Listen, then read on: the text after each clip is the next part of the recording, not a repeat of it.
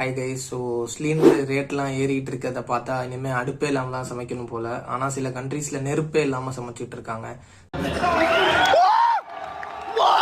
So அது என்னென்ன கண்ட்ரீஸ்ன்னு சொல்லி வாங்க பார்க்கலாம். முதலாவதாக பார்த்தீங்கன்னா வந்து ஐஸ்லாண்டு. இங்கே பார்த்தீங்கன்னா வந்து எரிமலை அடிவாரத்தில் இருக்க மண் சூடாக இருக்கும். ஸோ அதை தோண்டி அதில் வந்து பிரெட் பேக் பண்ணி சாப்பிட்றாங்க.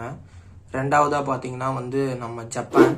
ஸோ இங்கே யுனோமின்னு சொல்கிற ஒரு வில்லேஜில் பார்த்தீங்கன்னா வந்து இயற்கையாகவே வந்து ஒரு நீரூற்று வந்து சூடாக இருக்குமா. ஸோ அந்த நீரூற்றில் வந்து காய்கறிகள் அப்புறம் எக்ஸ் எல்லாம் வந்து வேக வச்சு சாப்பிட்றாங்க. ஸோ அந்த ஊர் மக்களும் இல்லாமல் விசிட்டர்ஸ் யார் போனாலும் சரி அங்கே இந்த மாதிரி நம்ம வேக வச்சு சாப்பிட்லாமா.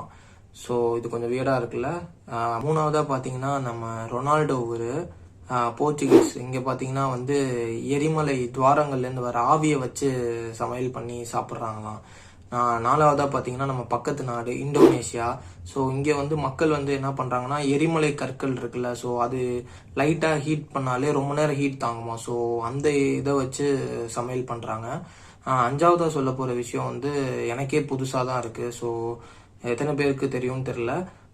நம்ம இந்தியாவில் சாய்பாபா டெம்பிள் இருக்குல்ல, அங்கே வந்து மிகப்பெரிய சோலார் கிச்சன் அங்கே தான் இருக்கான். ஸோ அதை பயன்படுத்தி தான் வந்து லட்சக்கணக்கான மக்களுக்கு வந்து டெய்லியும் சாப்பாடு செஞ்சு சமைச்சு போட்டுட்ருக்காங்க.